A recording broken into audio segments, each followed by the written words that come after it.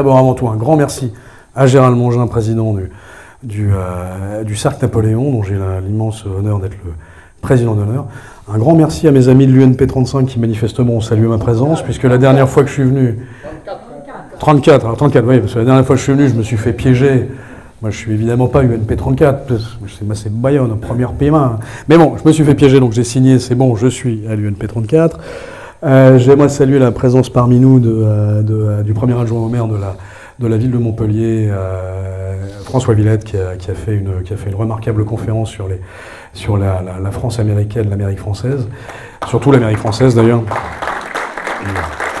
dont on attend impatiemment qu'elle soit diffusée sur nos réseaux. J'aimerais saluer d'ailleurs le maire de Montpellier, donc la possibilité m'en est donnée, puisqu'il a permis des choses assez étonnantes, comme par exemple, largement, grâce à Éric Barthes, qui est présent aussi, l'exposition Cambacérès, que vous êtes évidemment tous allés voir l'exposition Cambacérès, parce que elle était superbe, elle était dans ce musée Fabre qui est incroyable, qui est largement du niveau du Louvre, c'est délirant ce musée que vous avez à Montpellier. Ce musée que nous, Français, nous avons à Montpellier est absolument magnifique.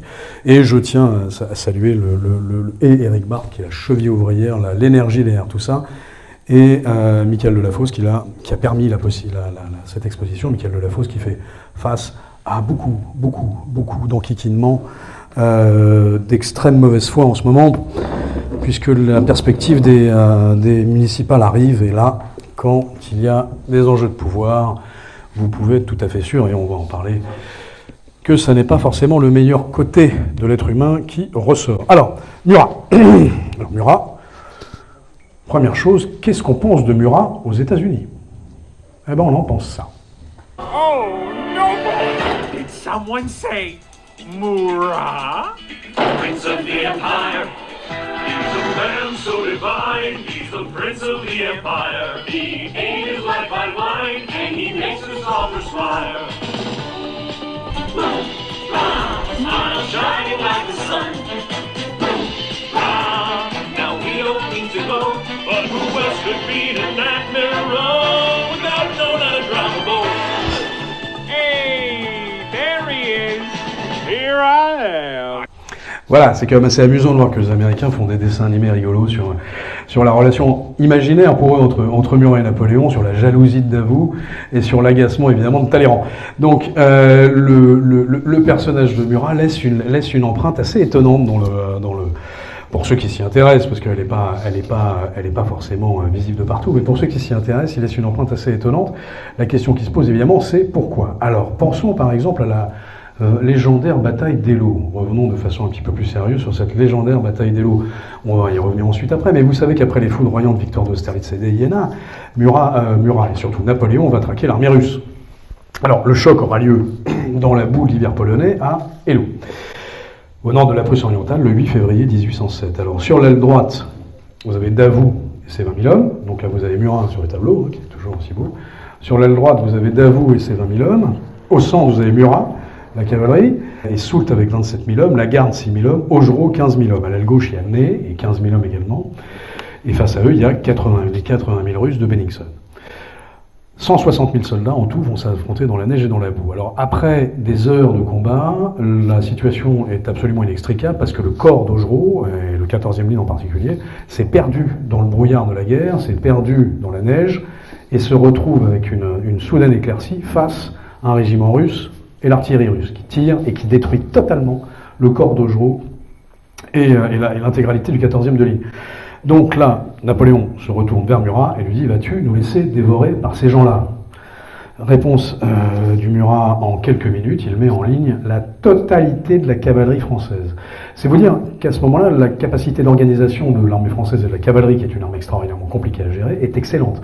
Ils sont dans la boue, ils sont dans le brouillard, ils ont 6 heures de combat acharné dans les reins, et il va mettre en place 12 000 hommes.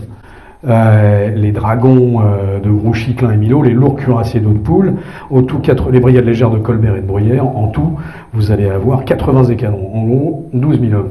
Et ça va partir, le sol va se mettre à trembler, la neige va commencer à voler, les Russes commencent à comprendre qu'il se passe quelque chose, ils ne voient pas ce qui leur arrive dessus, et la rumeur commence à circuler. Et le bruit augmente, alors d'abord le tremblement, puis ensuite le bruit des cuirasses, puis d'un seul coup les hurlements, et puis là, la rumeur circule, c'est Murat.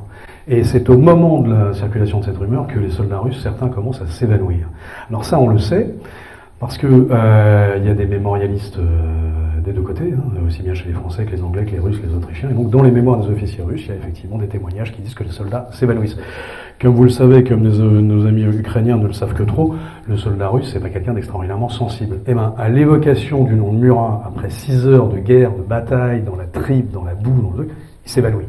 Alors qui est ce Murat qui inspire les Américains et qui fait s'évanouir de peur les soldats russes en 1807. Alors bon, très rapidement, donc il est né le 25 mars 1767 dans une petite famille du Quercy. Il est le 11e enfant d'une mère qui, elle, a 46 ans quand elle lui donne naissance. Le père est maître de poste, il gère les biens communaux et les bénéfices ecclésiastiques de la région. Alors, il n'est pas aubergiste, vous le savez, la légende veut qu'il soit aubergiste. En fait, pas du tout, moi ça me dérange pas, il pourrait tout à fait être aubergiste.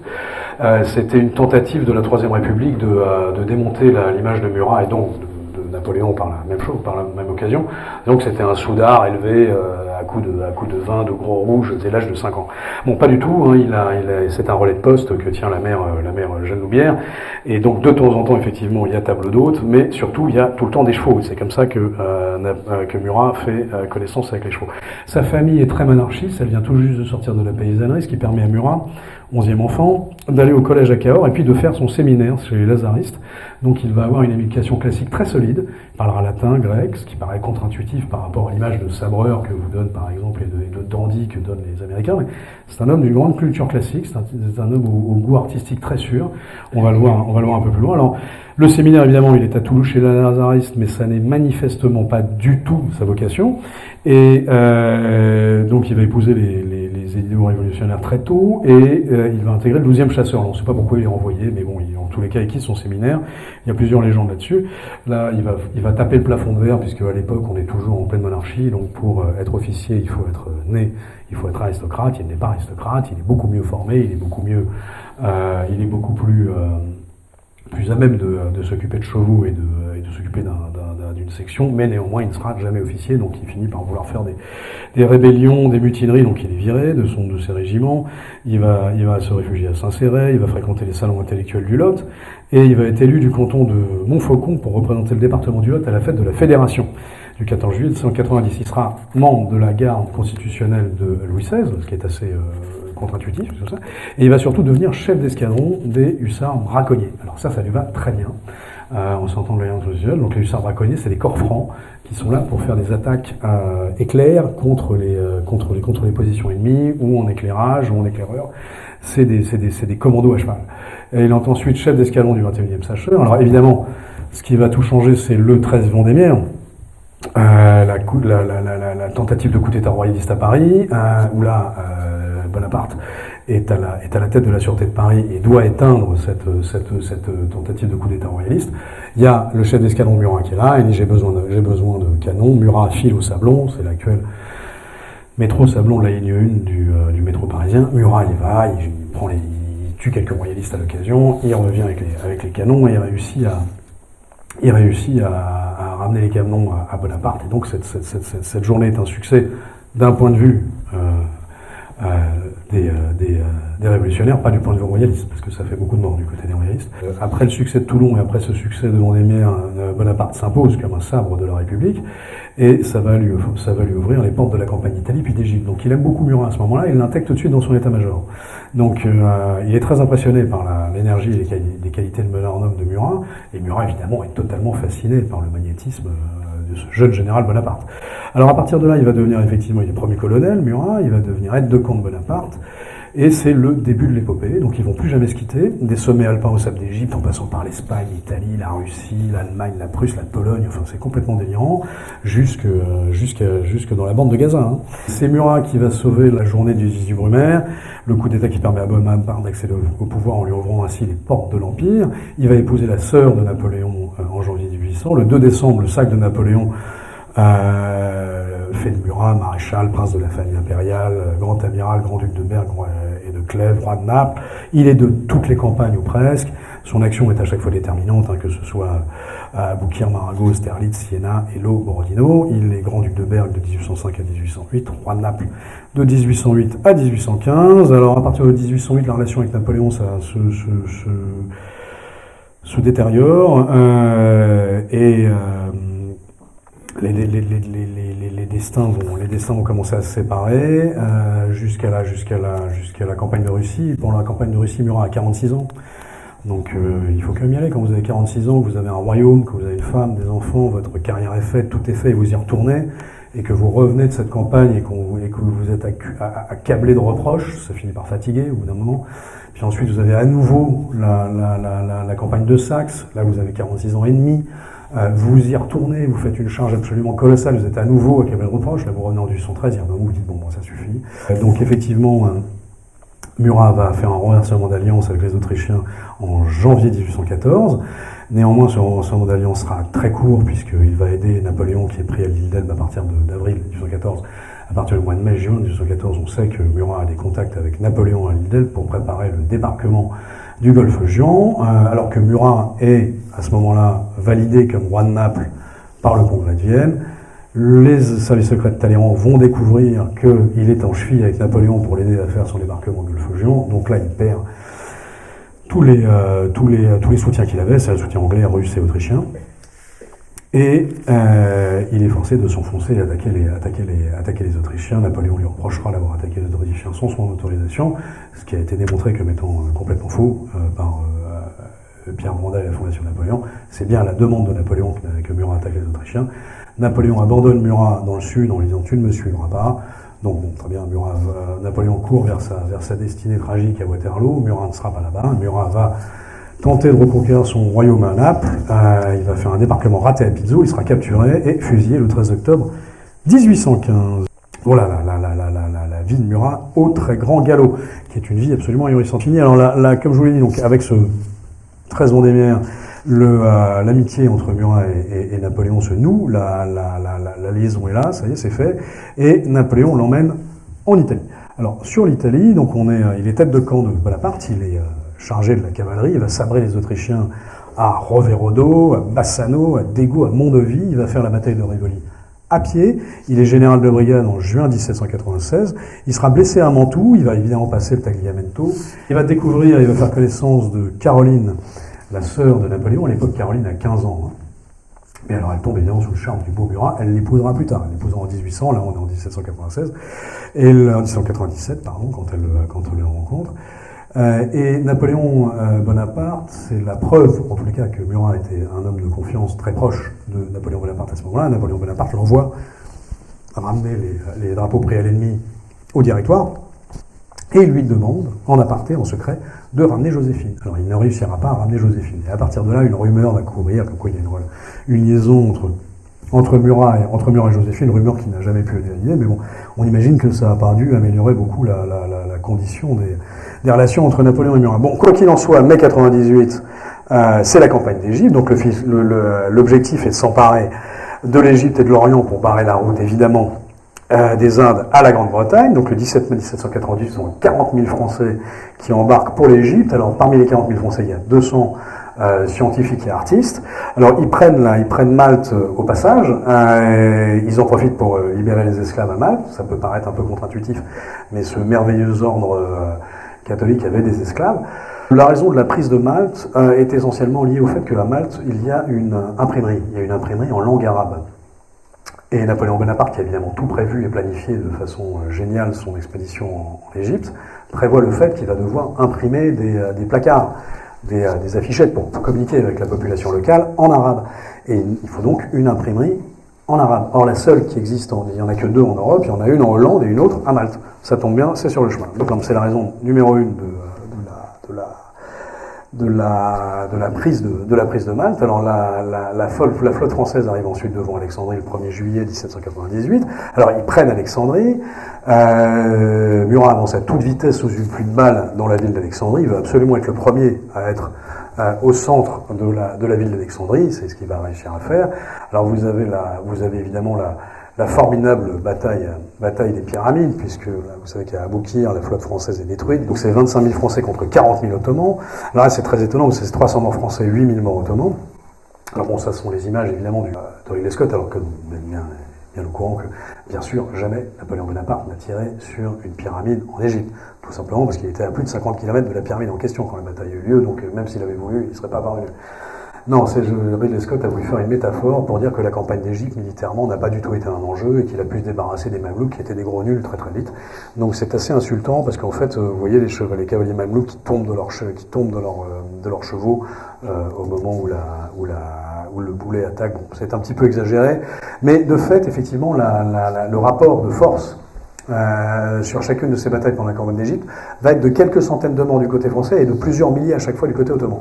Alors pourquoi ? Parce qu'en fait, Bonaparte va redéployer la tactique, qui est une vieille tactique mais qui marche très bien, du carré, avec des positions d'artillerie à chaque angle du carré et au milieu des carrés, les scientifiques et les artistes pour les protéger. La cavalerie mamelouk va systématiquement se fracasser contre les carrés en question. Donc c'est malheureusement une grave erreur de la part des Mamelouks de penser qu'ils pourront s'en sortir en attaquant directement des carrés chargés d'artillerie. Alors, vous avez un petit épisode qui est extrêmement triste, qui est celui du général Dumas, vous savez, qui est un grand général de la Révolution, le général Dumas, qui est un grand ami de Murat. Murat est sous les ordres de Dumas Murat et Davout sont sous les ordres de Dumas en Égypte. Dumas et Murat s'entendent très bien, il y a plein de raisons à ça, sont deux grands cavaliers, sont deux personnalités physiquement très très très impressionnantes. Ils sont tous les deux nés un 25 mars.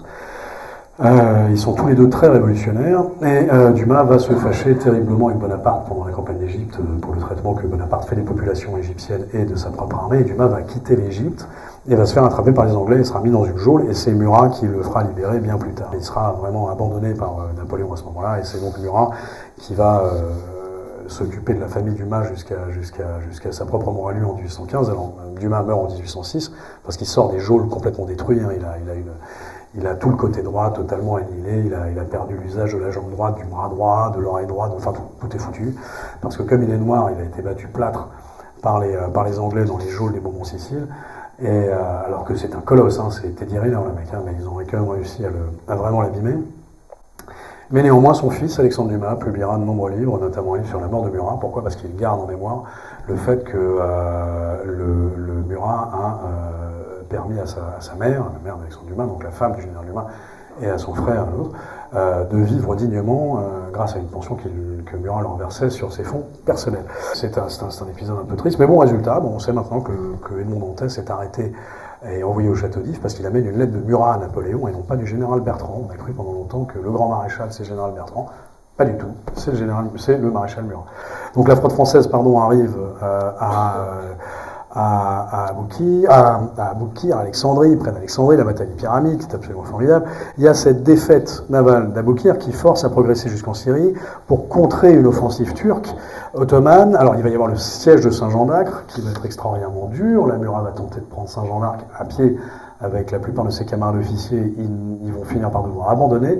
Ils vont néanmoins saisir Gaza et Jaffa, et Murat va pousser jusqu'à Nazareth et à Hébron avant de rentrer au Caire le 14 juin 1799. Là, une flotte turque entre-temps a pris la mer pour débarquer sur les arrières de l'armée de Bonaparte, donc il faut repartir au Caire. Et donc on va se retrouver à nouveau sur la péninsule d'Aboukir. Et là sur la péninsule d'Aboukir, il y a les armées ottomanes de Mustapha Pacha. Et le 25 juillet 1795, Napoléon Bonaparte, c'est une phrase apocryphe, mais cette bataille va décider du sort du monde et vous avez 11 000 Français contre 18 000 Ottomans, 220 morts français, 700 000 morts ennemis.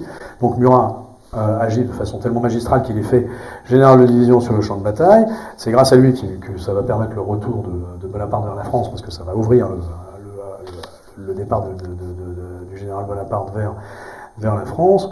À ce moment-là, il y a ce rapport du général Berthier. Le général Murat a montré dans cette journée autant de sang-froid que de talent. La déroute est complète, l'ennemi est en désordre et frappé de terreur trouve partout la baïonnette et la mort. Mustapha Pacha lui tire un coup de pistolet dont la balle l'atteignit au-dessus de la mâchoire inférieure. Murat d'un coup de sabre lui abattit 2 doigts de la main droite et le faisant saisir par des soldats l'envoyaient au quartier général. Donc il prend effectivement un coup de fusil, un coup de pistolet dans la bouche, et là vous avez cette lettre de Murat à son père qui est assez mignonne, le lendemain de la bataille d'Aboukir.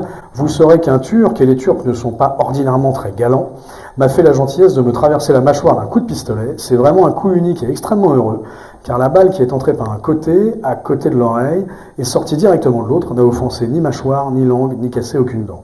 On m'assure que je ne serai nullement défiguré. Ainsi donc, dites assez belle, s'il en existe, que Murat, pour ne plus être aussi beau, n'en sera pas moins brave en amour. C'est un Gascon, 100%. Non, on est en plein dedans. Là. Sur la campagne d'Égypte, Chateaubriand, dans les Mémoires d'Outre-Tombe, écrit que dans ces lieux des miracles, Kléber et Murat renouvelèrent les faits d'armes de Tancred et de Renaud. Ils dispersèrent les populations de Syrie, s'emparèrent du camp du Pacha de Damas, jetèrent un regard sur le Jourdain, sur la mer de Galilée, et prirent possession de l'ancienne Béthulie, c'est l'actuelle Cisjordanie. Donc, évidemment, ça permet à Napoléon Napoléon Bonaparte de revenir en France. Alors, il a des nouvelles de la France. Pourquoi ? Parce que vous avez une flotte anglaise qui est au large de l'Égypte pendant que Bonaparte occupe l'Égypte. Et cette flotte anglaise, ils sont là pour empêcher les Français de sortir, mais ils n'osent pas tellement attaquer. Et donc, Bonaparte, parce qu'ils savent que c'est Bonaparte en face, ils se sont bien rendus compte que c'était pas la peine d'essayer. Tant que Bonaparte est en Égypte, on n'y arrivera pas. Mais Bonaparte fait un deal avec les Anglais. Il leur donne des fruits et légumes pour qu'ils évitent de tous mourir du scorbut. Mais en échange, il veut les nouvelles de la France. Donc on lui envoie le moniteur, le truc. Et donc Napoléon est parfaitement au courant de ce qui se passe en France. Donc il découvre assez rapidement que le directoire, ça commence à virer chocolat, quelque chose de concret. Donc il faut repartir. Il négocie avec l'amiral, suite à la victoire d'Aboukir, qui a défoncé les Turcs. Donc les Anglais se disent, c'est vraiment foutu, Bonaparte, on n'arrivera jamais à le sortir d'Égypte. Donc le jeune amiral, qui est un des bras droits de Nelson à l'époque, négocie avec Bonaparte, et Bonaparte lui dit, écoutez, c'est pas très compliqué, vous me laissez passer, et puis après, vous éclatez, moi c'est pas mon problème. Donc il abandonne un peu Kléber et l'armée quand même derrière, mais le jeune amiral en question se dit, c'est la seule façon qu'on a de récupérer l'Égypte, c'est de laisser partir Bonaparte. Parce que si on ne laisse pas partir Bonaparte, on ne récupérera jamais l'Égypte. Alors il y a une lettre de Nelson, il faudrait que j'arrive à la retrouver, à ce jeune amiral, qui est à hurler de rire, avec cet humour anglais, où il le tense, les termes exacts. En gros, écoutez, cher ami, nous ne pouvons que nous féliciter de cette incroyable vision dont vous avez fait preuve, en voulant reprendre l'Égypte, en la libérant de Bonaparte, et en nous envoyant, nous, Bonaparte en Europe. Vous avez vu à quel point ça a fait du bien à tous les coalisés. Et donc en gros, merci d'avoir lâché Bonaparte. Maintenant, on l'a sur le dos. Le type a connu une carrière dans la Royal Navy qui était plus que sommaire. Et c'est la raison pour laquelle Bonaparte a réussi à partir. 18 et 19 Brumaire, donc vous connaissez tous l'histoire par cœur. Donc Napoléon. Bonaparte fait malheureusement un très mauvais discours, se gratte le visage, Lucien regarde Murat, qui se dit, tiens, c'est l'occasion, là, Murat, vite, sauve-nous, parce que sinon on va tous être mis hors la loi. Bon, citoyens, vous êtes dissous, foutez-moi, tout ce monde l'adore. Bonaparte prend les rênes du pays le 20 Brumaire, il est premier consul, les portes de la légende viennent de s'ouvrir, Murat n'y est pas pour rien. Alors, pendant que Napoléon était en Égypte, les Anglais ont profité pour refinancer un petit peu les Autrichiens, pour qu'ils reprennent un petit peu les positions en Italie. Et donc il va falloir retourner en Italie. Bonaparte envoie Masséna, qui va être bloqué à Gênes, et donc ensuite il va envoyer Murat, parce que Masséna est bloqué à Gênes, et donc il va envoyer Murat.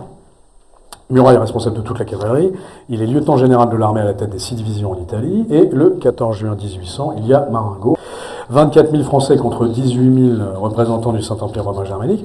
C'est 4 700 morts et blessés français, dont malheureusement le général Dezay. 9 400 morts autrichiens. Et Murat rentre l'habit criblé de balles. Il reçoit un sabre d'honneur. Cette victoire qu'on doit largement à Dezay permet de signer le traité de Lunéville. Murat va rester à combattre jusqu'en 1801. Il va signer l'armistice avec le royaume de Naples, ce qui est assez piquant quand on sait que... Et c'est au moment où il signe cet armistice avec le royaume de Naples qu'il exige la libération du général Dumas. C'est assez piquant puisqu'on sait qu'après, ensuite, il prendra le royaume de Naples. Il va prendre le commandement des troupes et de la République cisalpine jusqu'en 1803. Arrive le moment magique où Murat, qui est absolument au centre, juste en dessous de Laetitia, sur le tableau du Sacre. Ça a toujours été ce serait intéressant que des historiens de l'art s'interrogent pourquoi c'est pas un frère de Napoléon, pourquoi est-ce que c'est Murat. Les honneurs pleuvent sur Murat, il va devenir évidemment grand amiral, patron de corps de la Légion d'honneur, maréchal bien sûr, à terme, grand-duc de Berg et de Clèves, et puis ensuite roi de Naples. Le bonheur du 2 décembre 1804 n'est que passager, puisque Napoléon décide d'envahir l'Angleterre en réunissant toute une escadre à Boulogne. Malheureusement, la troisième coalition se forme à l'arrière, et la Murat va à la demande de l'empereur, faire un travail d'espionnage absolument remarquable, sous le faux nom de colonel Beaumont. Et donc il va faire ça avec le général Bertrand. Donc il faut savoir que du 25 août au 10 septembre, Murat et Bertrand vont faire un boulot derrière les lignes ennemies, un peu ce que fait le 13e RDP aujourd'hui, camarade parachutiste, et ils vont le faire avec beaucoup de talent. Donc Murat écrit un très long rapport qui commence ainsi. « Sire, j'ai parcouru les différents points que votre majesté m'avait ordonné de visiter, j'ai tâché d'en saisir l'ensemble, et quoique courant la poste, je crois avoir réussi à reconnaître les différents rapports qui les lient les unes aux autres. Enfin, j'espère fournir des divers renseignements qui vous seraient dans le cas de me demander, tant sur les distances, les localités, les positions, la nature et l'état des routes, les ressources, que sur les communications qui existent entre les points principaux. J'ai aussi des notes sur les rivières principales, ainsi que pour les débouchés de la Bohême et du Tyrol. Derrière, il y a toute une suite de chiffres sur les principales garnisons autrichiennes, sur les mouvements de troupes, sur les rumeurs de guerre et sur l'état général de la population et de l'approvisionnement. Alors, c'est très bien fait. Bertrand et Murat font un très bon rapport et les investigations sont extrêmement précises, extrêmement précieuses, et elles vont servir à Napoléon pour manœuvrer sans difficulté le moment venu sur un terrain reconnu heureusement à l'avance par Murat et Bertrand. C'était deux. Ils ont infiltré pendant 3 semaines toute la zone allemande sous un faux nom, alors que l'un est quand même à ce moment-là prince impérial, Murat, c'est après le, et Bertrand est déjà général. Donc c'est tout de même une autre nature d'homme. Vous voyez, je pense que l'aspect statutaire et protocolaire les engage peu à abandonner des missions de terrain. En son absence, Napoléon est à Boulogne. Il va décider Napoléon est à Boulogne, donc il va confier le commandement des troupes cantonnées à Strasbourg sur la ligne du Rhin à Murat, et petit à petit ces lignes vont être renforcées par la grande armée qui arrive au fur et à mesure. Il est nommé lieutenant de l'empereur, commandant en son absence, c'est le terme exact. Napoléon va passer les troupes rassemblées à Strasbourg en revue le 26 septembre. Murat va quitter Strasbourg, il va passer le Rhin avec la cavalerie, 22 000 hommes, le 29. Alors les combats commencent pour Murat les 7 et 8 octobre 1805 à Wertingen, où il remporte une victoire éclatante et il fait 2000 prisonniers. Le 10 octobre, l'empereur lui confie le commandement de toute l'aile droite de la Grande Armée, au mécontentement de Lannes et Ney, qui ne sont pas du tout contents que ce soit Murat. Alors, il y a de grosses tensions entre Murat et Ney, mais ça n'empêchera pas la victoire d'Elkingen, puis la capitulation du général Mack, coincé dans Ulm. Murat se lance à la poursuite de l'archiduc Ferdinand. Il a une obsession, c'est attraper Ferdinand. Il prend Nerstetten et Erbrechtingen en raflant 3000 prisonniers. Il obtient la capitulation du général Werneck, mais celui qu'il veut, c'est Ferdinand. Et Ferdinand continue à s'échapper. Alors, il a détruit complètement l'armée de Ferdinand, donc il n'y a plus de raison de le poursuivre. En 5 jours, Murat, sa cavalerie et son infanterie avec Ney et Lannes ont parcouru 160 km en 5 jours, donc 95 km les 2 derniers jours. Le 10e bulletin de la Grande Armée est à ce point de vue tout à fait éloquent. On est rempli d'étonnement lorsqu'on considère la marche du prince Murat depuis Halbech jusqu'à Nuremberg. Quoique se battant toujours, il est parvenu à gagner de vitesse l'ennemi qui avait 2 marches sur lui. Le résultat de cette prodigieuse activité a été la prise de 16 000 hommes, 50 canons, 18 généraux ont déposé les armes. Pas mal. C'est quand même un joli résultat en 5 jours. La campagne de Bavière est terminée, donc en route pour Vienne. Donc on se rapproche dangereusement pour les Autrichiens et les Russes d'Austerlitz. Le 13 novembre, il y a ce passage assez rigolo dont j'avais parlé la dernière fois, qui est le franchissement du pont à bord sur le Danube. Vous savez, le pont à bord, c'est un des derniers ponts qui n'a pas été détruit par les Autrichiens. Il faut pouvoir le passer, et Murat propose à Lannes de faire une espèce de ruse pour passer ce pont et de faire croire au prince de Hochberg, qui est de l'autre côté du pont, que l'armistice est en discussion et que donc c'est pas la peine de s'embêter, arrêtez de nous braquer avec vos canons, on est tranquille. Et donc ils vont flâner sur le pont en plein jour. Murat le plus empanaché possible pour être le plus reconnaissable possible, et Lannes avec toutes ses décorations pour être le plus reconnaissable possible par les snipers potentiels. Et donc ces deux-là se retrouvent à flâner tout seuls sur un pont qui est entièrement miné. Au bout du pont, il y a une bouche à feu avec de la mitraille. Autour de la bouche à feu, il y a des snipers qui prennent le pont en enfilade, et derrière tout ça, il y a une division autrichienne. Y aller tous les deux, c'est pas mal. C'est-à-dire qu'il y a quand même une véritable, il y a une intimité entre Murat et Lannes qui est réelle, qui va se retrouver d'ailleurs après la campagne d'Espagne. On n'en parlera pas de la campagne d'Espagne sur ce coup-là parce que ça demande des développements trop longs. Mais Murat fait une dépression après l'affaire espagnole, et il va soigner sa dépression chez le maréchal Lannes. Donc je sais pas pourquoi il y a des historiens qui ont voulu voir une inimitié profonde entre Lannes et Murat. Ça n'est pas le cas. Il y a vraiment pas d'inimitié profonde. Ils s'entendaient bien, c'est de la même région. Effectivement, Lannes était candidat pour épouser Caroline aussi, mais c'est pas Murat qui a gagné parce qu'il était meilleur. C'est Caroline qui a choisi. Donc c'est pas l'empereur qui a choisi, c'est Caroline. Et donc ils vont traverser ce pont ensemble, Lannes et Murat, pour miner à nouveau avec des lignes mitrailleuses en face, c'est complètement fou, enfin donc des bouches à feu à l'époque, et ils vont réussir à convaincre le prince Auersperg de détourner ses canons des troupes françaises, et pendant que le prince détourne ses canons des troupes françaises, vous avez en loose day sous le pont des grenadiers qui mouillent les mèches à feu de tout le minage, qui mouillent la poudre, qui débranchent les trucs, et Murat est là. Murat va recevoir le prince longuement, avec des choses superbes. Il va dire, écoutez, cher prince, rejoignez Vienne, et pendant ce temps-là, les troupes françaises commencent à passer, et la division autrichienne ne réagit pas. Et Auersperg dit, ouais, ok, j'y vais, puis bon, il s'en va. Et donc, il arrive à faire passer toute la droite de la Grande Armée grâce à ça, par le pont à bord. Alors c'est amusant parce que je vous l'avais cité la dernière fois, mais tout de même les deux témoignages sont drôles. Vous avez Tolstoï qui, dans Guerre et Paix, raconte cet épisode. Je ne plaisante pas, il n'y a rien de plus vrai et de plus triste. Ces messieurs, Murat et Lannes, arrivent seuls sur le pont et affirment que c'est l'armistice et que eux, les maréchaux, viennent pour parler avec le prince Auersperg. L'officier de service les laisse passer en tête du pont, il lui raconte des milliers de gasconnades, ils disent que la guerre est terminée, que l'empereur Franz a donné en entrevue à Bonaparte, qu'il désire voir le prince Auersperg, etc., etc. Donc, coup génial. Ça a très très bien marché, on en parle même dans Guerre et Paix de Tolstoï. Est-ce que c'est un marqueur de la mentalité de l'époque, ou est-ce que c'est un marqueur de la jalousie de Marbot par rapport à Murat et sans doute par rapport à Lannes? Quoi qu'il en soit, dans ses mémoires, le général baron de Marbot est absolument odieux sur le sujet, puisqu'il dit le stratagème dont donc Murat et Lannes, s'étaient servis était-il admissible? Je ne le pense pas. Je sais que dans les guerres d'État à État, on élargit sa conscience, sous prétexte que tout ce qui assure la victoire peut être employé afin de diminuer la perte des hommes, tout en donnant de grands avantages à son pays. Cependant, malgré ces graves considérations, je ne pense pas que l'on doive approuver le moyen employé pour s'emparer du pont de Spitz. Quant à moi, je ne voudrais pas le faire en pareille circonstance. Alors, à mon humble avis, c'est Marbot qui écrit ses mémoires et qui est tellement jaloux de Murat qu'il ne veut surtout pas dire que c'était un très beau coup. Parce que, même avec 200 ans de recul, c'est complètement idiot d'aller charger un pont pour la gloire, pour la France et pour l'honneur, qui est miné. C'est stupide, personne ne l'aurait fait. Donc voilà, donc Marbot fait preuve d'une mauvaise foi absolue là-dedans, mais bon, ça c'est le problème des mémorialistes. Ne vous fiez jamais aux mémorialistes. Alors, arrive enfin la bataille d'Austerlitz. Alors là, je sais, c'est la plus belle reproduction, la bataille d'Austerlitz. Elle est fiable, elle est solide, c'est Ridley Scott. Donc tout est faux dans cette reproduction, mais c'est beau, les images sont jolies. Mais Scott a vraiment complètement gâché le truc. Alors, c'est 65 000 Français contre 90 000 Russes et Autrichiens. Ça va être 16 000 morts et blessés du côté autrichien, 11 000 prisonniers du côté autrichien et russe, et du côté français, c'est 1500 morts. La bataille d'Austerlitz, c'est une grosse matinée de marche forcée pour l'armée française. C'est vraiment pas grand-chose.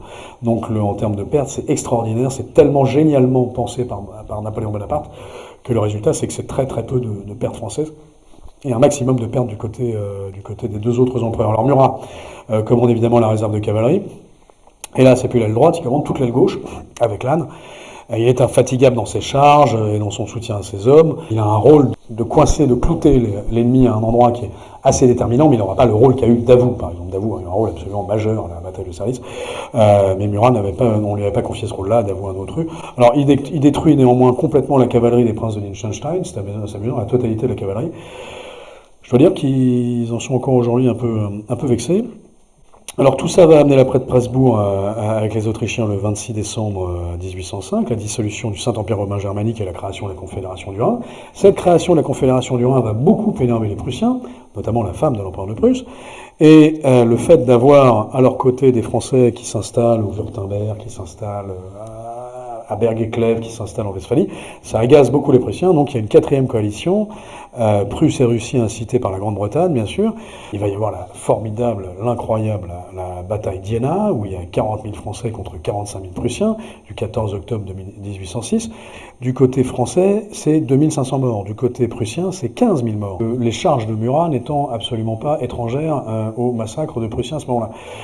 Murat va faire des charges absolument héroïques à Iéna, mais surtout, il va enchaîner par la fameuse poursuite d'Iéna, du 16 octobre au 11 novembre, où il va détruire la totalité de l'armée prussienne avec sa seule cavalerie, en 4 victoires. Erfurt, capitulation du prince Hohenlohe, Stettin, grâce à la Salle, et capitulation de Schwartau. Et Murat enverra cette très jolie lettre à Napoléon. Sur 125 000 hommes de l'armée prussienne, 100 000 hommes sont mis hors de combat par la cavalerie de Murat. Sire, le combat finit faute de combattants, c'est ce que lui envoie Murat. C'est évidemment un clin d'œil au site de Corneille. Murat a des lettres. Murat est un homme cultivé. Ce à quoi lui répond Napoléon: mon frère, si votre cavalerie légère prend ainsi des places fortes, il faudra que je licencie le génie et fasse fondre mes pièces. Le sabreur s'était fait commandant en chef avec un succès étonnant, comme le dira le merveilleux Jacques Jourquin. Alors, heureusement, la suite de tout ça, ça va être la bataille d'Eylau, les 7 et 8 février 1807. Donc là, on en a un peu parlé, 65 000 Français contre 84 000 Russes. Et à nouveau, le rapport de force est vraiment contre les Français. Les Russes s'évanouissent au fond des arrêts cardiaques. C'est l'argument, bien sûr, du roman d'Honoré de Balzac, Le Canal Chabert.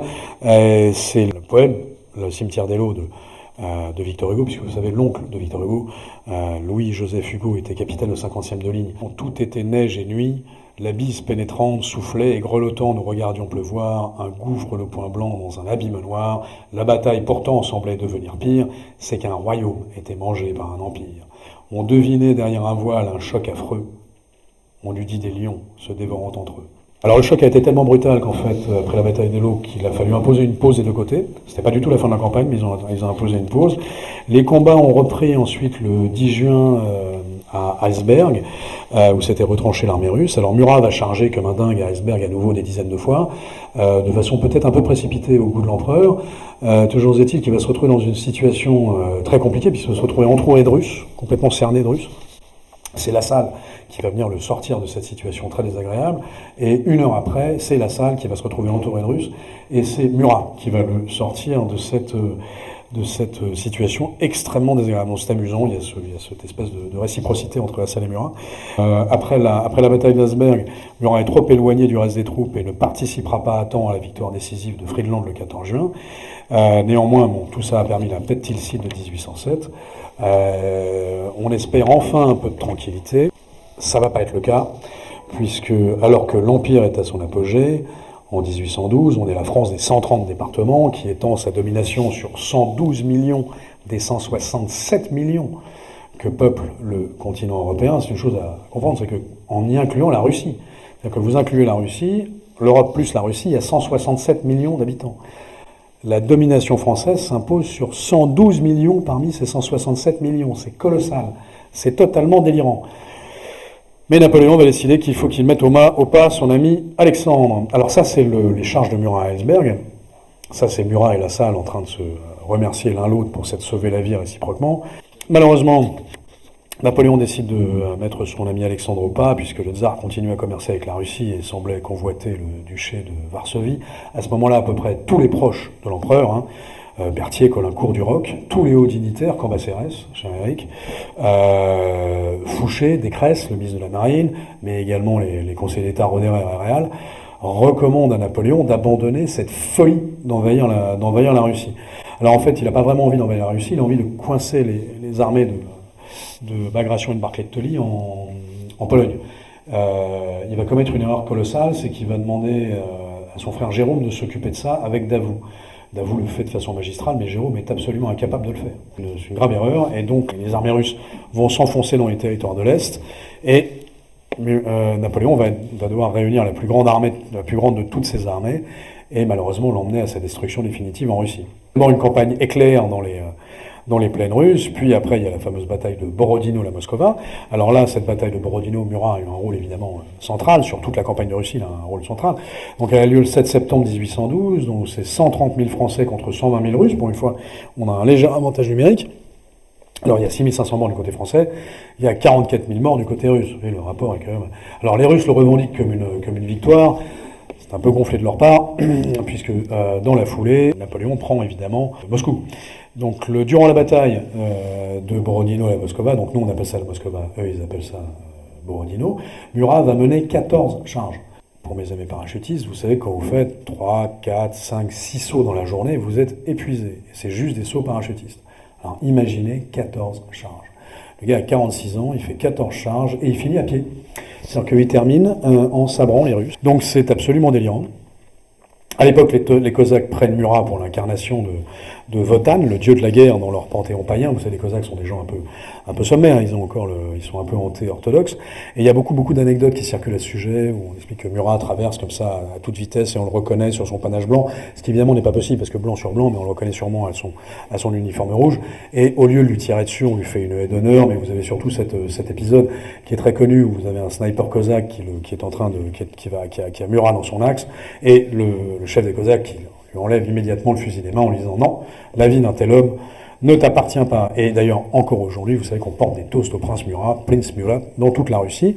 J'ai pu l'entendre moi quand j'étais en Russie, et c'est confirmé par Sylvain Tesson dans son livre Bérésina. Alors après une campagne éclair, une difficile victoire contre Kutuzov à la Moscova, Napoléon donc prend Moscou. Alors là, il va attendre beaucoup trop longtemps avant de réaliser que le tsar n'avait aucune intention de négocier, et ce n'est qu'aux premières neiges le 19 octobre qu'il décide de retirer ses armées. Alors la retraite qui suit est un des pires désastres de l'histoire militaire, on le sait tous. Alerté par la conspiration du général Mallet, Napoléon quitte l'armée qui est totalement désorganisée au moment où Napoléon la quitte le 5 décembre 1812. Il va la confier à Murat. Et alors là, si vous voulez, ce choix est à nouveau, c'est un peu comme confier la poursuite de Kutuzov, enfin de Bennigsen et Barclay de Tolly à Jérôme. C'est pas un bon choix. Mais c'est moi qui vous le dis. C'est-à-dire qu'il aurait mieux fait de choisir Davout. Mais il choisit Murat. Alors pourquoi il choisit Murat? Parce que dans l'ordre protocolaire, Murat est le deuxième. Le second d'ailleurs, parce qu'il n'y en a pas de troisième dans l'ordre protocolaire, parce que Jérôme n'a jamais voulu participer à la campagne de Russie. Il va le confier à Murat. Alors Murat va faire ce qu'il peut, il le fera assez bien. Davout l'aurait sans doute fait beaucoup mieux. Mais on va beaucoup reprocher dans le mémorial de Sainte-Hélène, d'ailleurs à Murat, les échecs de la retraite. C'est évidemment complètement faux. Tout ça a été largement démonté par les historiens. Mais bon, ça a été une boucherie, cette retraite. Le chef d'escadron Eugène de la Baume décrit ses compagnons d'armes de la façon suivante. Réduit à un état de stupidité féroce qui leur faisait rôtir des cadavres pour les dévorer, ou qui les poussait à se ronger les mains et les bras. C'est quand même pas génial. Le désastre est consommé évidemment au franchissement de la Bérésina, et finalement c'est uniquement 30 000 hommes qui traversent la rivière, grâce à Ney et Victor qui continuent à maintenir les Russes à distance. Et à la fin de l'année 1812, l'armée française est réduite absolument à néant. La campagne a fait à peu près 200 000 morts parmi les Français, enfin parmi la Grande Armée, la moitié évidemment ayant succombé de froid, de maladie et de faim. 190 000 autres sont prisonniers, donc on est déjà presque 400 000. Il y en a 130 000 qui désertent. Désastre absolu. Napoléon refuse de négocier une paix honorable, et on enchaîne sur une 6e coalition avec la bataille des nations, qui a lieu du 16 au 19 octobre 1813 avec la bataille de Dresde, puis de Leipzig. Là, c'est 195 000 Français contre 330 000 Russes, Autrichiens. Enfin, c'est gigantesque, c'est colossal cette bataille des nations. Formidable charge de Murat, à nouveau. Il va encore charger avec 10 000 cavaliers, comme à Eylau. Mais ça va être une défaite. 38 000 morts français à Leipzig. Mais la campagne de Saxe va quand même faire 400 000 morts dans les deux camps. Et c'est la fin du Grand Empire. À partir du moment où la campagne de Saxe s'arrête, alors là, tous les alliés s'en vont, toutes les principautés allemandes fuient, les Scandinaves, la Hollande, l'Italie commencent à s'effriter, enfin c'est fini. Et Napoléon va rester sourd aux cris de son entourage qui le supplie de négocier une paix raisonnable. Donc vous connaissez la suite, Murat, lui, va vouloir récupérer son royaume à Naples et finalement finira fusillé après un dernier moment de fidélité à l'empereur. Chose intéressante sur Murat, donc, qui va se prendre à peu près toutes ses campagnes de plein fouet, c'est qu'il y a un phénomène qui est rigolo, dont on parle souvent, c'est les costumes. C'est-à-dire qu'il y a ce qui est absolument inséparable de la légende de Murat, bien sûr, ce sont ses incroyables costumes. On l'a surnommé l'homme aux 40 costumes. Durant la première campagne d'Italie, alors il va se distinguer avec des uniformes qui sont d'abord réglementaires, mais qui ont parfois une petite fantaisie, comme une peau de léopard, une peau de tigre. Mais c'est surtout en Égypte qu'il va trouver son inspiration principale pour ses costumes, hein, puisqu'il va beaucoup aimer les soies égyptiennes, les peaux de fauve, et puis surtout le cimeterre courbe égyptien. Et c'est à partir de 1804-1805 que va se déployer vraiment toute sa créativité en matière d'uniformes. Les uniformes de légende ont été prétexte à la moquerie par les mémorialistes, bien sûr, mais jamais en face, vous imaginez bien. Et la phrase que l'on prête à Bonaparte lors de l'entrevue de Tilsit, qui dit « Murat, allez vous rhabiller, on n'est pas chez Franconi ». Franconi, c'est le cirque de l'époque. Elle est évidemment apocryphe. Il est impossible que Napoléon ait jamais dit ça. D'abord parce que sinon, je pense que Murat lui collait une droite. Il faut comprendre que la relation entre Murat et Napoléon était très respectueuse de la part de Murat, mais Murat n'a jamais hésité non plus à renvoyer un peu Napoléon dans ses 22. Donc si Napoléon l'avait traité de clown en public, ça ne serait vraiment pas passé. Et de toutes les façons, Napoléon ne se serait jamais moqué du cirque. Alors moi, j'ai eu la chance de faire du cirque quand j'étais plus jeune, avec les Bouglione. Et alors le cirque, il faut savoir que le cirque a été créé par les officiers de cavalerie. C'est Ashley, qui est un officier de cavalerie anglais, qui crée le cirque. C'est pour ça que les cirques sont des cirques. Ce sont tout simplement des cirques pour les chevaux. Et tout se fait à cheval, et ce sont des officiers de cavalerie qui créent le cirque. Donc jamais un militaire ne se serait moqué du cirque. C'est impensable. Donc Murat et Bourrabier, on n'est pas chez Franconi, c'est évidemment complètement apocryphe, cette phrase n'a jamais été prononcée. En ce qui concerne Murat, avec ses habits flamboyants et son goût pour l'élégance, alors c'est pas le seul, hein. Lannes aussi fait beaucoup dans les uniformes assez étonnants, et la raison en est que sur les champs de bataille, ces uniformes vont devenir des fanions au cœur de la mêlée qui permettent à leurs hommes de les repérer, puisqu'à l'époque on a le brouillard de la guerre qui est gigantesque, donc on voit pas forcément très bien tout le monde, donc il faut avoir des uniformes très colorés. Aujourd'hui on a l'habitude de choses camouflées, parce qu'il n'y a plus de la fumée partout. Mais à l'époque, il y a des canons, il y a des fusils, il y a des trucs, donc il ne s'agit surtout pas de se camoufler. Et vous avez énormément d'anecdotes qui sont vraiment pas drôles pour le coup, mais de régiments anglais qui tirent sur des régiments anglais, parce qu'un régiment anglais de cavalerie a trouvé que l'uniforme de cavalerie française était vachement plus joli que le leur, a voulu le copier et se fait tuer par un autre régiment anglais, qui le prennent pour les Français. Il faut vraiment se démarquer, c'est très très important. Et Murat d'ailleurs, comme roi de Naples, va démarquer complètement ses propres soldats napolitains, il a quand même une armée de 80 000 hommes, Murat, c'est non nul, et il va leur mettre des couleurs extrêmement flash, c'est presque du fluorescent. Pour qu'on soit bien, c'est bien clair, c'est les régiments napolitains. Donc si vous tirez dessus, c'est pas une erreur, vous avez choisi de tirer sur un napolitain. Donc le coup de feu ennemi, le dégât collatéral est inacceptable. Or, il y en a énormément en fait à l'époque. C'est assez difficile de comprendre la nature d'un homme comme Murat ou comme Lannes, qui fait le choix tout à fait conscient d'attirer l'attention sur lui au milieu des plus violents champs de bataille, pratiquement de tous les temps. C'est complètement délirant. C'est-à-dire que pour revenir à un niveau de massacre et de sauvagerie pareil, il va falloir attendre Verdun. Il va provoquer volontairement la mort des milliers de fois, au cœur de la fournaise, au milieu de la mitraille et des lames, et en action, c'est une espèce de super bête de guerre qui est toujours devant, toujours devant, et toujours extraordinairement visible. Donc il charge les carrés ennemis, ces immenses masses d'os, de chair, de sang, pam, tout ça finit explosé, et à chaque fois il en sort victorieux, et donc ça va construire une réputation d'invincibilité qui va galvaniser les armées impériales, et ça on le sait, témoignage de l'époque, et qui va créer non seulement la peur, mais la panique dans les rangs ennemis. C'est exactement le phénomène de la bataille d'Eylau. Là, ils ne voient pas Murat, ils entendent simplement le nom de Murat, les mecs s'évanouissent. C'est absolument incroyable. Alors Murat ramène ses habits systématiquement percés de balles, aspergés de sang, et c'est un effet psychologique qui est orchestré par lui. Mais il est tout de même un peu dingo. N'importe quel sniper aurait pu l'avoir. Il a une chance tellement insolente que ce qui devient une véritable arme psychologique, il n'est blessé que 2 fois en plus de 20 ans, ça finit par, en 20 ans de guerre incessante, il n'est blessé que 2 fois, ça finit par laisser planer le doute d'une protection divine quand même. Et ça a un impact réel sur les armées ennemies, et ça a un impact réel sur les armées françaises. Et donc il y a quelques témoignages qui sont difficilement corroborables parce que c'est que d'un côté, pas de l'autre, à chaque fois sur les différentes batailles, mais à chaque fois il y a quelques témoignages qui disent clairement que quand l'uniforme de Murat apparaît sur le champ de bataille, la canonnade s'arrête des deux côtés, en disant merde, c'est Murat. Donc il y a d'un côté, ils disent c'est Murat, on va se faire tuer, de l'autre côté c'est Murat, ça y est, on l'emporte. Donc il y a quelques témoignages dans ce sens-là. Donc de toute façon, quoi qu'il en soit, on sait que ce jeu des costumes marche extrêmement bien. Et il fallait quand même un courage immense, donc croyez-moi, ceux qui ont moqué Murat sur ses costumes l'ont fait dans son dos, et certainement pas de face, et ont patiemment attendu qu'il soit mort pour le faire. Ces hommes, eux, ne s'en sont jamais moqués, parce que c'est grâce à ces costumes qu'ils arrivent à le retrouver dans les mouvements de cavalerie qui vont très vite et qui sont extrêmement compliqués.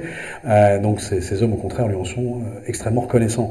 Non, celui qui a eu les costumes très, très étonnants, c'est plutôt le roi Jérôme, qui lui a des costumes très étonnants, au point que ces sujets l'appelaient le roi joyeux, Das Königs lustig, ce qui a fait l'entrée dans la langue française, vous savez, du mot quel sacré loustic, parce que c'est passé par l'Alsace, donc de loustig, c'est passé à la loustic. Bon, alors quoi qu'il en soit, le courage, ça suffit pas à faire un chef de guerre, il y a des maréchaux, des généraux, des officiers, des sous-officiers, l'immense majorité des soldats de l'Empire,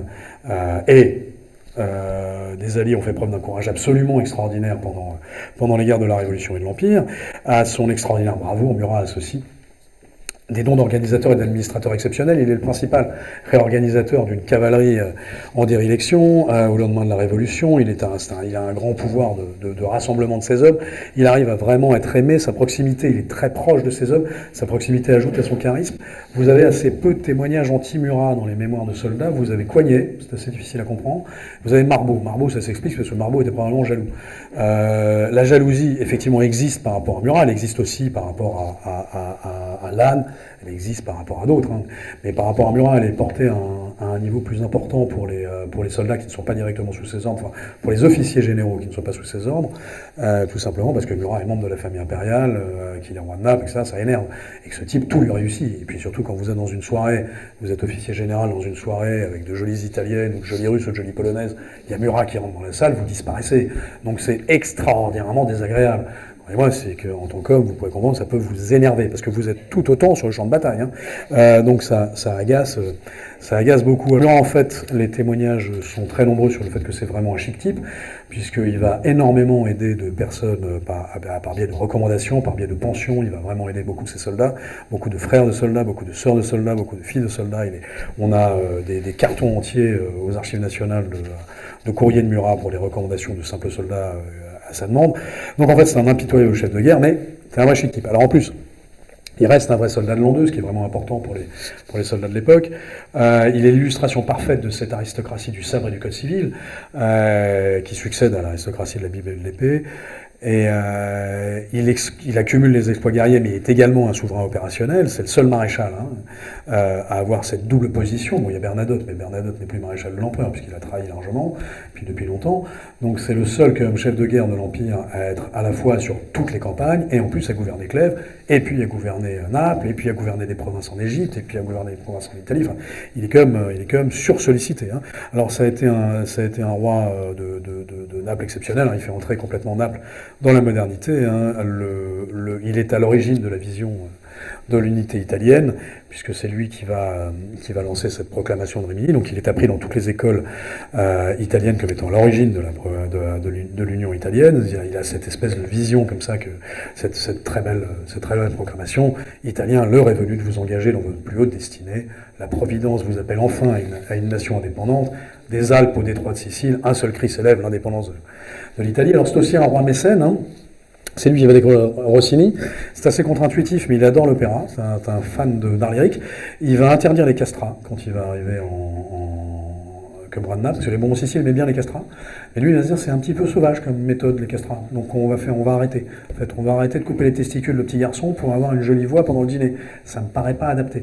Et donc, à partir de là, comme c'est San Carlo et que ça règne sur tout le monde lyrique, le théâtre de San Carlo à cette époque-là, ça c'est pas du fait de Murat, c'est du fait des Bourbons Sicile, mais qui veut pratiquer le castrat à haute dose. Donc lui, il va arrêter complètement l'usage des castrats. Donc tous les livrets d'opéra à partir de ce moment-là dans toute l'Europe ne seront plus écrits pour les castrats, mais pour les ténors et les barytons. C'est un vrai moment pour les amateurs d'art lyrique. C'est un vrai, ça paraît étonnant, parce que comme ça, alors c'est évidemment un roi dandy, hein, qui a fait de l'élégance une vertu. C'est un roi lettré, hein. Les correspondances de Murat ont été étudiées par Lamartine, au point que Lamartine a considéré que Murat était une plume perdue de la littérature française. C'est un roi gastronome, hein, puisque le chef Laguipierre, qui était le chef de Murat, le chef cuisinier de Murat que Murat a emmené avec lui jusqu'en Russie, à Naples évidemment, mais jusqu'en Russie, le pauvre Laguipierre. Et le Antonin Carême, qui est plus connu, qui est le chef cuisinier de Talleyrand, a été formé par Laguipierre. C'est assez étonnant, c'est un mélange très, très complet. Donc on voit que aujourd'hui l'image qu'on en a est un peu le gros sabreur, la brute, etc. Pas du tout à l'époque. Joseph de Maistre, hein, qui est un penseur royaliste, qui vit à cette époque-là, hein, qui est témoin de cette époque-là, qui est un penseur royaliste, qui ne peut pas saquer Napoléon Bonaparte, qui déteste la révolution et sans kilote, dans sa correspondance, à plusieurs reprises, considère Murat comme le plus grand seigneur d'Europe. Ça ne va pas du tout être la même analyse dans le mémorial de Sainte-Hélène et dans l'historiographie de la Troisième République, mais écoutez, c'est comme ça. Murat a parcouru à bride abattue les routes de la postérité et de la gloire, hein, comme toutes les grandes figures historiques. Son souvenir a été déformé par le miel de la légende dorée et le venin de la légende noire, bien sûr. Murat, dont Napoléon Napoléon qui pourtant, à travers Lascaz, donc qu'est-ce qui est vrai dans les dires de Napoléon, on ne sait pas, l'accable dans le mémorial, dira tout de même de Murat de nombreuses choses très positives, notamment ce n'est pas un homme, c'est un torrent, rien ne peut l'arrêter. André Malraux a écrit de Murat qu'il était de ces fondateurs d'épopées qui firent la France. C'est un personnage historique assez étonnant, 11e enfant d'une famille simple du Quercy qui va devenir grand amiral de France, maréchal, grand-duc de Berg et de Clèves, dernier prince du Saint-Empire romain germanique, prince de la famille impériale de France, roi de Naples du système napoléonien, puis roi de Naples du système des congrès de Vienne. Il est maintenu par les puissances modernisateurs et baptiseurs de tout le sud de l'Italie. La quasi-totalité des villes de la Botte ont été construites par Murat, considéré comme le plus grand seigneur d'Europe par Joseph de Metz, connu comme un dieu de la guerre par les Russes, au point qu'on porte encore aujourd'hui des toasts en son honneur en Russie. Hugo, Dumas, Tolstoï, Chateaubriand, Balzac, Flaubert, Musset, Vigny, Stendhal, Lamartine et de nombreux autres auteurs font de la figure romanesque et romantique de Murat l'inspiration ou l'un des personnages de leurs œuvres. Les Américains en font des dessins animés, les Japonais en font des mangas. Il est respecté comme l'initiateur de l'unité italienne et toute la mouvance des monarchies libérales du XIXe siècle, dont les actes d'ailleurs sont appris dans les écoles en Italie. Il est célébré comme une plume perdue de la littérature française par Alphonse de Lamartine. Il est à l'origine d'un jour férié en Espagne. Alors ça, c'est moins sympa. C'est parce que c'est le Dos de Mayo. Et les socialistes espagnols arrivant au pouvoir à Madrid en 1983, se disent qu'est-ce qu'on peut faire pour faire plaisir aux fonctionnaires et aux électeurs socialistes. On va mettre le 1er mai, qui est la fête du travail, comme jour férié. Déjà, ça, c'est bien socialiste. On fait ça. Mais on va leur mettre 2 jours, c'est mieux. Réfléchissez, il n'y a pas un autre jour. Et là, il y a un petit malin qui dit, bah si, le 1er mai et ensuite le 2 mai. Donc le Dos des Maillots, le 2 mai, absolument. Donc c'est pas de chance pour Murat. Le 2 mai, le lendemain du 1er mai, la fête du travail, Murat n'y est absolument pour rien. L'élection du Parti Socialiste en 1983 à la Commune de Madrid, Murat n'y est pour rien non plus. Mais grâce à ça, il a un jour férié qui rappelle qu'il est le boucher de Madrid. Sujet sur lequel on pourrait en dire, ce n'est évidemment pas le cas du tout. C'est le premier grand roi dandy. Son épouse est d'ailleurs à l'origine de l'invention de la montre-bracelet. Vous savez que la montre-bracelet n'a pas du tout été inventée pour l'aviateur Santos Dumont. Elle a été inventée par Breguet pour Caroline Bonaparte. Sur les plans d'ailleurs de Caroline Bonaparte, c'est elle qui a pensé la montre-bracelet. Il est le découvreur de Rossini, le réformateur de l'art lyrique. Et malgré tout, en France, il a gardé cette espèce d'image d'un sabreur, certes talentueux, mais un peu limité. Alors je citerai simplement Lamartine pour conclure sur ce Murat, personnage finalement complètement incompréhensible. Ce petit garçon du Lot, jusqu'à son exécution au Pizzo, c'est tellement incroyable que c'est impossible d'embrasser un personnage comme Murat. Lamartine disait de lui, 2 patries le revendiqueront, la France qu'il servit, l'Italie qu'il gouverna, mais il appartient avant tout au monde de l'imagination et de la poésie, homme de la fable par ses aventures, homme de la chevalerie par son caractère, homme de l'histoire par son époque. Il mérita plus que tout autre des hommes de guerre et des hommes politiques de sa période, l'épitaphe rarement méritée par ceux qui servent et qui gouvernent les cours, homme de cœur dans toute la grandeur et dans toute la sensibilité du mot. Voilà, c'était Murat.